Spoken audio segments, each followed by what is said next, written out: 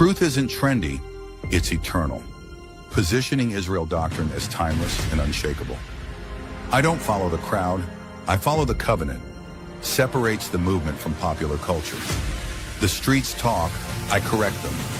Asserts authority and credibility in debates. Israel doctrine, where facts cut deeper than feelings. Appeals to logic over emotion. If it's not scripture, it's just opinion. Keeps focus on the Bible as the foundation. I'm not here to be liked, I'm here to be right. Bold, confident tone that builds respect. This isn't religion, this is restoration. Shifts the brand from dogma to revival of truth. Peace, everyone. How you doing? Welcome to the podcast. We starting an hour early. I was going to do it at 7, but it's so entrenched in my bones, I got to do it now. I didn't want to go crazy, so I had to come to the podcast and do the show. So the name of the show is Hip Hop Stands with Survivors and Mental Health Exposed Through the Voyeuristic Lens. Once again, I can't say that word that good. Voyeuristic Lens. We're going to talk about all that today, people. All that's been going on in hip hop for the last 10 or so years. Ever since April the 1st, 2013. Now, with that said, we're going to start off. I have some writing here, but I'm going to let the computer read it. Let's start. Voyeurism, at its core, refers to the practice of gaining sexual pleasure from watching others when they are naked or engaged in sexual activity. However, in a broader cultural context, it encompasses the act of observing individuals in their most private and vulnerable moments. Private and vulnerable moments. This is what hip hop stands with survival is doing to the hip hop community, or has been doing to the hip hop community. From Layla Wills, Troy Star Terrain, Khalil Money, DJ K Slay, Africa Bambaataa, the Zulu Nations, Marcy Hamilton, everybody that's a part of that hip hop stands with survival crowd.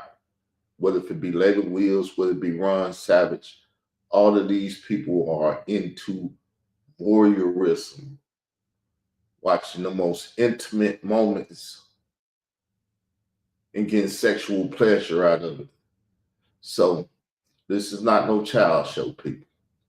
Often without their consent, this phenomenon has permeated various aspects of society, including art, and notably, music. In hip-hop, voyeurism takes on unique dimensions, where artists frequently grapple with the complexities of their public personas versus their private selves. Public persona, private persona. I'm a person that believes living my private public moments in the public.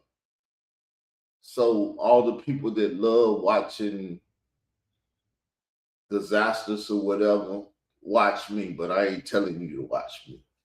I know you're going to watch me. I know you're going to sit up, do daily YouTubes on me, talk, and whatever I say, you're going to talk behind and stuff. This is what hip hop stands with survival has been doing to me for a minute now. In hip-hop culture, voyeurism can manifest through lyrics, music videos, and social media. Music videos, social media, anything that the music industry is in. And anybody that can't sing or dance, come on YouTube and other social media sites and show their body parts and different stuff, get their viewership on. Artists share their lives with audiences while simultaneously inviting scrutiny. The act of exposing personal narratives serves as a double-edged sword. It offers authenticity and relatability while also opening doors to public judgment. This dynamic is particularly impactful for hip-hop artists, who often envy themselves navigating the thin line between artistic expression and the invasive gaze of their fans and critics. The implications of voyeurism extend beyond mere observation. They intertwine with mental health challenges faced. Mental health challenges. People, the culture itself is mental. The people in the culture are mental. They deal with Satan, Satanist stuff. Nobody's talking about this stuff though.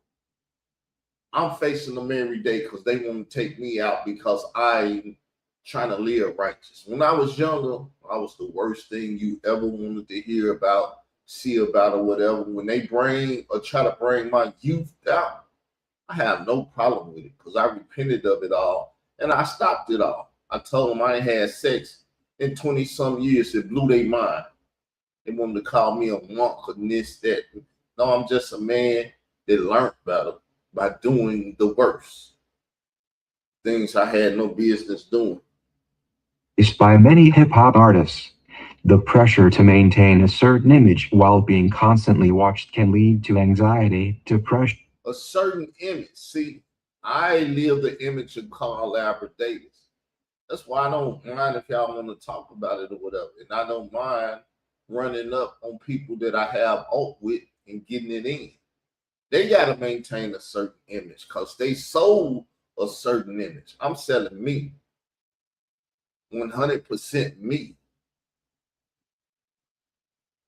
The good, bad, and ugly of me. The ugly I done repented of. The good I'm trying to live currently and in the future. But that's what it is, people. And a host of other mental health issues. Artists may feel compelled to conform to spec-easy narratives that their audience expects, which can exacerbate feelings of isolation and self-doubt, ultimately affecting their well-being. Moreover, voyeurism in hip-hop can reset broader societal issues, including the objectification of individuals, particularly women. Music videos often depict hypersexualized representations that can perpetuate stereotypes and reinforce harmful norms. This not only shapes public perceptions but also influences the artist's own mental health as they grapple with the impact of these portrayals on their identity and relationships. Their portrayals of their identities and relationships. It's the same thing with YouTube hip hop artists. Maybe they're not singing and dancing, but they're media. They got to talk about stuff. They got to do this stuff. They got to sell you. I was once molested by Bambaataa and all this other stuff. Then they become social media dandies and stuff. Everybody love them and everything, but nobody talks about the mental health of these people in the community. I took a picture to murder someone else in the community because Bambaataa did to them what he done to me. And so I had to kill the boy that he done it to so I can feel better. That's what they selling now. That's what hip hop stands for. Survival sold us with the Hassan Camel story. Bam, charged them to murder the bull and all of this. We haven't heard nothing from that boy. Understanding voyeurism in the context of hip-hop culture is crucial for fostering conversations around mental health and the pressures artists face. By acknowledging the voyeuristic lens through which we view these artists, we can begin to appreciate their work more deeply and support their mental health needs. This awareness can lead to a more empathetic understanding of their experiences and the often unseen struggles behind their success. Things happen in everybody's family, people. But when you got a mental disturbed family, mental disturbed people, mental disturbed stuff goes on. And as I can tell you, I've been in a mental disturbed family. A lot of stuff that happened in this family that a lot of people don't know about, and I'm not gonna tell you about it. Historical context of voyeurism in music. Historical context of voyeurism in music. Let's get into it some. Let's get into it some. I want to get into it some, if we can.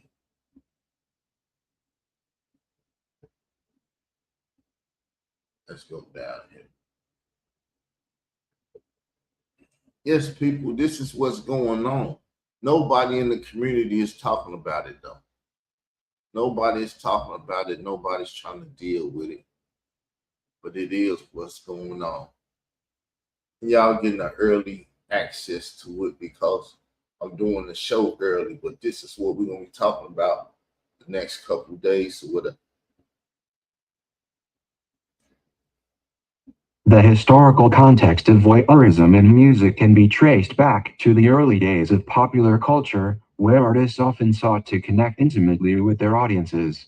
This connection sometimes involved revealing personal experiences, which in turn invited listeners to peer into their lives. The voyeuristic lens not only provided a platform for artists to share their truths, but also allowed fans to engage with the music on a deeper emotional level. Deeper emotional level. When you got the Doors, you got Jimi Hendrix, when you got all this stuff going on back there, when they was doing the Woodstock and all this stuff and the Flower people and stuff, it was seeping in the culture back then. Blurring.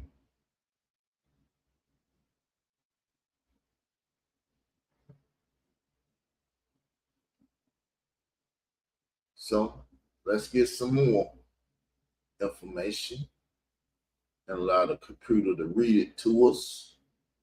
Hopefully the volume good. If not, we'll deal with it when I get my reader in the night, so we can deal with this. I'm tired of going to people platforms and they having trap set for me. I can't go nowhere in the community where a trap is not set for me. Everybody in the community that sold out to the snitch network, and their job is to snitch on me. Watch me daily and snitch on me. Additionally, voyeurism in hip-hop is not just about the audience's gaze. It also receipts the artist's self-exploration and the complex interplay of identity and performance. Many hip-hop artists grapple with their public personas, often feeling the need to present a version of themselves that aligns with audience expectations. Audience expectation. Sick community, sick artists. And you can tell by the Fox Media on YouTube, Sly Foxes that try to do whatever they can to get a story or whatever. This internal conflict can lead to significant mental health struggles as artists navigate the expectations of their fans while also trying to stay true to their authentic selves.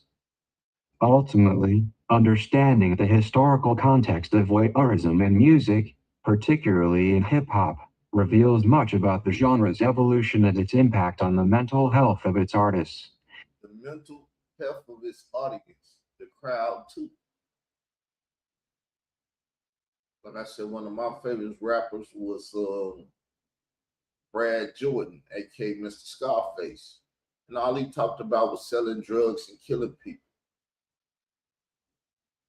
Selling drugs and killing people. If I die, then my child will be a bastard and all this stuff. I was taking this in as a youth. It caused mental problems, I would say. As artists continue to share their vulnerabilities through their music, the voyeuristic lens serves as both a tool for connection and a potential source of distress, highlighting the need for greater awareness and support within the industry. Within the industry, but the industry is ran by Leroy Cohn type people and stuff. Jews that's ready to bend brothers over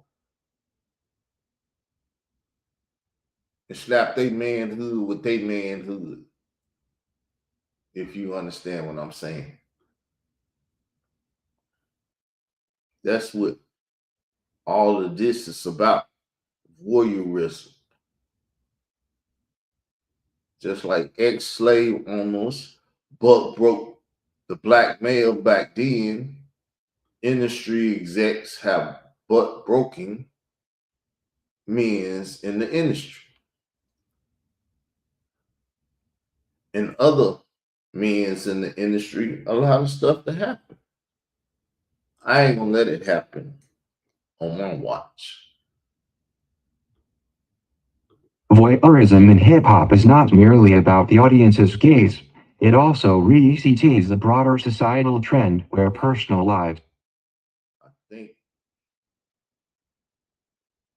I didn't copy a new one. The old copy came out. So let's go down and make sure that we copy a new set of stuff to read and put it up there.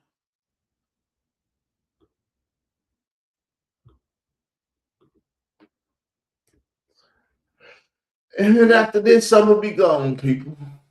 Additionally, the relationship between voyeurism and mental health among hip-hop artists raises critical questions about authenticity and vulnerability.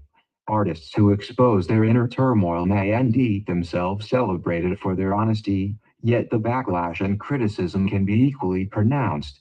The duality of being both a voice for the voiceless and a target for scrutiny creates a paradox that can ECT their mental health. As they navigate fame, many artists grapple with self-identity, questioning whether they are valued for their artistry or merely for their ability to entertain a voyeuristic audience. In conclusion, the intersection of hip-hop and voyeuristic culture presents an intricate dance between self-expression and public perception. While voyeurism can enhance the engagement with hip-hop, it also poses significant challenges for artists' mental health. Understanding these dynamics is crucial for both fans and creators, as it highlights the importance of empathy and awareness in an industry that thrives on visibility.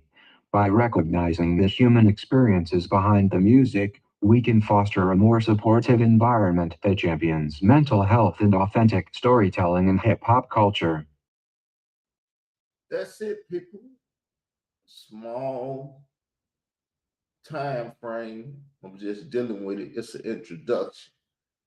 We will spend more time with this topic, this conversation of voyeurism in hip hop through the voyeurism lens of a Khalil Money, a Troy Star Terrain, a Layla Wheels, a Leak You, and all the rest of the hip hoppers that stands with survivors of mental health,